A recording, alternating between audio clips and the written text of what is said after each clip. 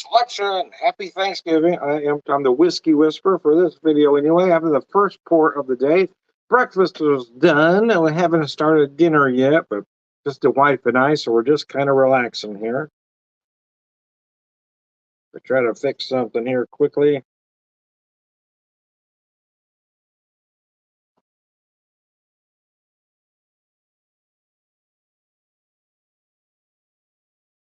And we're in business. Anyways, how the heck are you? So I decided to pop one just now on Thanksgiving. The Heaven Hill filed and bond under U.S. government supervision, because we all know how well that works out. Anyways, does anybody feel better about government supervision? Anyway, Heaven Hill, family owned since 1935. This is 100 proof. Obviously, bottled and bond is 100 proof. This is a 7-year-old bourbon. This Kentucky bourbon pays tribute to the earliest days of the distillery's history when in 1939 it released Heaven Hill Bottled and Bond. The namesake brand quickly became the #1 selling bourbon whiskey in the state of Kentucky, still today. The craftsmanship poured into this bottle by the same founding family meets exacting standards first set forth in the Bottled and Bond Act of 1897. This historic offering reflects on the company founders' firm belief it takes patience and perseverance to make something of great quality. There we go. So I did pour some. I went back to my original format of doing a neat and rocks pour. So I'm going to get right to the rocks pour because I don't want too much water to get in there. Obviously, I'm using a large cube here. Oh, wow. Even on the rocks, it's got a nice nose. Yeah, I just poured 1 ounce, both rocks and neat, because this is the first pour of the day, and it's a long day, man. You got to pace yourself. I've still got lunch and dinner to yeah, you try not to make too big a mess because you got that big dinner thing typically, but it's just the wife and I, so probably just going to do some charcuterie for lunch, and then do what we're having for Thanksgiving. Or we could do it the opposite, right? Do the larger dinner now and then the snack plate later. I hadn't thought about that till just a second, but that kind of makes more sense. Anyway, sláinte.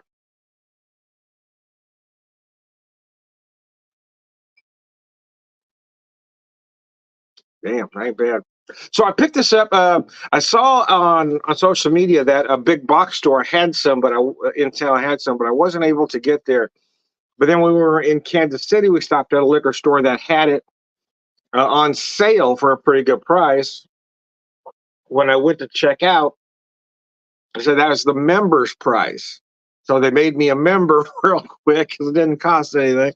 So I became a member just so I could get.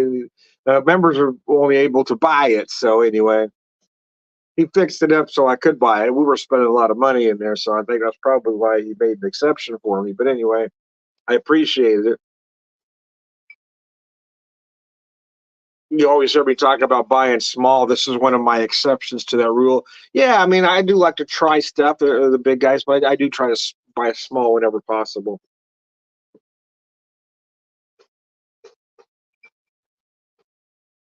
But every once in a while, a big boy whiskey will come out that I'll just have to try at some point. So I'm getting a lot of the sweetness as it gets cold, and I'm getting a little bit of that water in here.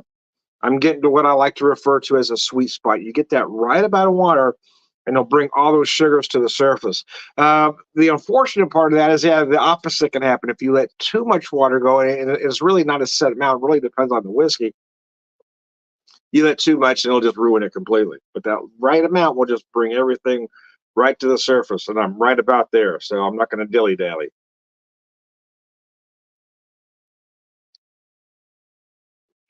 Oh yeah, that's delicious.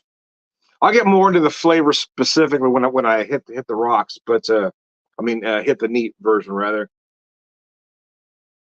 But yeah, you pulled out a lot of sweetness now, right there. A lot of maple specifically, some brown sugar, but some maple. I was picking up some maple there.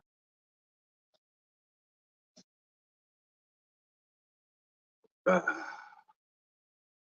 I may use some of this later. I'll make a shift into holiday cocktails. Jason, how are you? Happy Thanksgiving, sir. Good to hear from you. Yeah, this is my first today.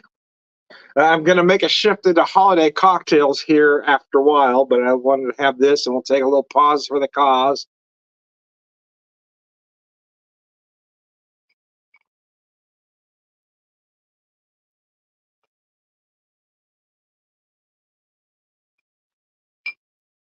Have a little snack, and then, yeah, I want to switch, slide into holiday cocktails. I lost the word I was looking for there. I've been experimenting with a lot of different ones, so I'm not as I speak to you right this second. I'm not even sure which direction I'm going to go. I've got some ideas for an old fashioned, but I kind of want to have a Manhattan as well. I was playing around the other day, and I have some toasted almond bitters, so I replaced the sweet vermouth with the amaretto here. That made a really nice version of a Manhattan. Just took it a completely different direction than adding those toasted almond bitters. But I also have some cranberry bitters, which just seems very holiday. So, and I made some ginger hibiscus simple syrup. So, and then the cranberry, that'll be nice for an old fashioned later.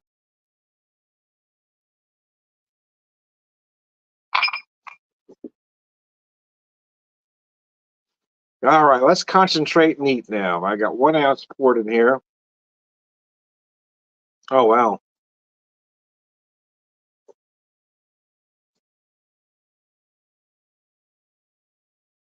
Picking up a lot of caramel on the nose initially. Certainly some vanilla, the oak, all the usual suspects. I'm trying to find something different in there.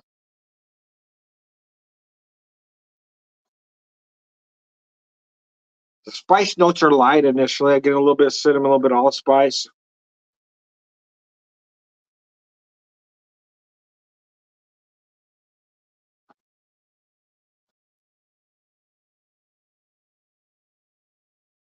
Oh yeah, that's nice. Bourbon prices have kind of gotten out of control with the allocations and the hype. I wish they'd go back to where nobody liked bourbon. We could buy it for any price, right? Uh, when everybody was overhyping Scotch, you could buy bourbon for a song. But people figured out that there's some great bourbon out there. So now the bourbon prices have rose quite a bit, which is a real stone bummer. Same has happened with Irish whiskey. I used to be able to buy good single malt Irish whiskey for a lot less than its Scotch counterparts, but now they're running about even. The Irish whiskey market is caught up. And kind of the same has happened with bourbon. Aged rums too. That's another thing. I was buying aged rums a couple years ago for about half the price as of anything else. You get a 21-year-old rum for a song, but now those prices have gone up quite a bit too. The market's cut up to itself, I guess. Once they realize you're getting a bargain, that's something I haven't bought for a little bit. I was getting into it for a period of time, but then as the amount of small distillers have grown, I found myself really immersed in that. So I've gotten away from buying rum for that reason.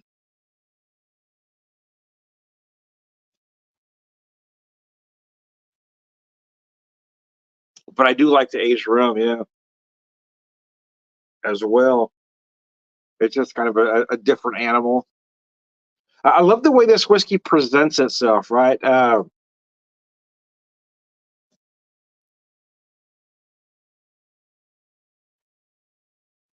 Love the mouthfeel, the viscosity, but the way the flavors come across, it's very even.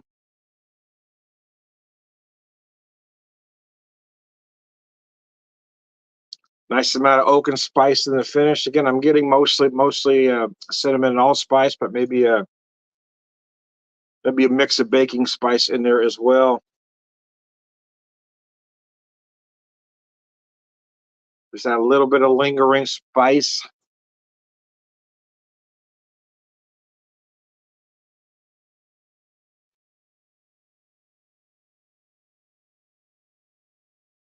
It isn't very sweet, which I find nice. It seems a lot of whiskeys are going to the sweet side, especially if you're talking about wheated bourbons. But it's nice to have a bourbon like this that isn't overly sweet, and again, seems very well balanced or even, for lack of a better word. All of the flavors seem to present themselves very evenly.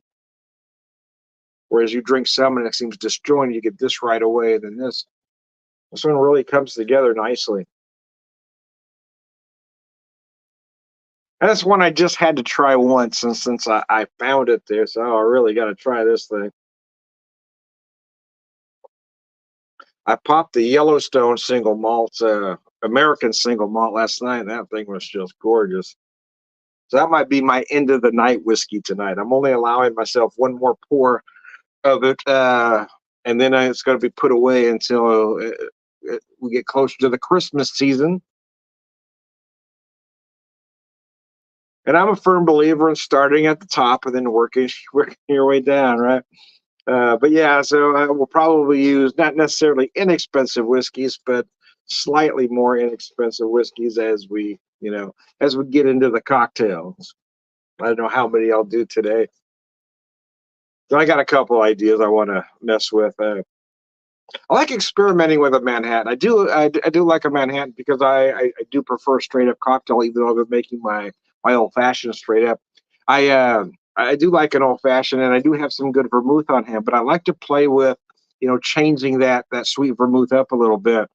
In the past, I've used port, I've used cream sherry, I've used some Cafe Amaro here, which I still have, which takes it a different direction because you've got the herbal Amaro notes, but this Cafe Amaro from J. Rieger's has that coffee note.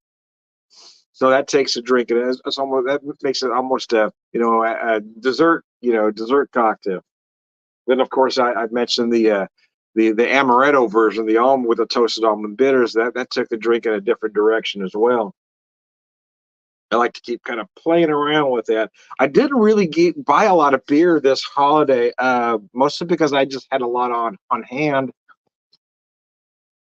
and I've been kind of slowing down the beer consumption. So I'm not sure what beer I will get to today. I did a video with the Lager Room guys the other day, and I pulled out 3 beers and all vintage. So man, I'm just trying to work through some stuff. That'll be my goal this holiday, is just to get through some stuff. I mean, I had one that was 5 years old, and it was just absolutely gorgeous.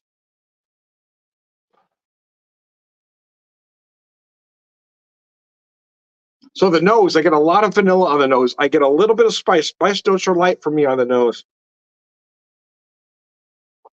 A little bit of oak too, oak and spice, but I get a lot of vanilla and caramel early on.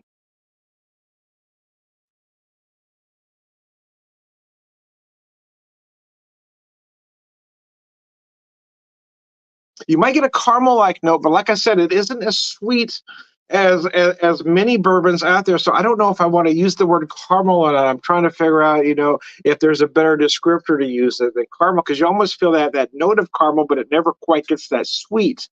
Again, a lot of vanilla. I'm not picking up a lot of fruit notes, but that just could be me at this particular moment.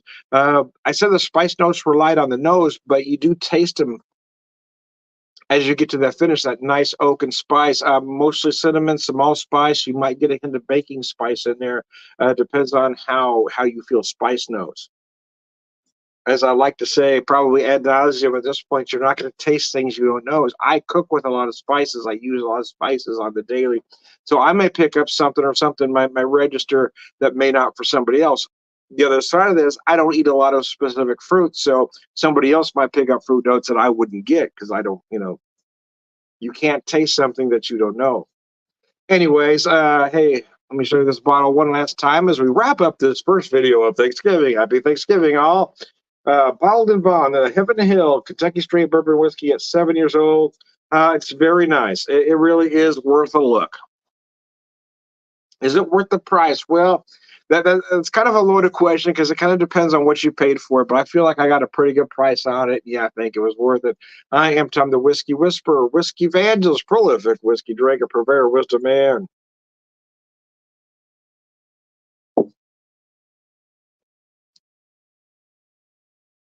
Because it isn't very sweet, I think it will lend itself well to an old fashioned. So I may try one later.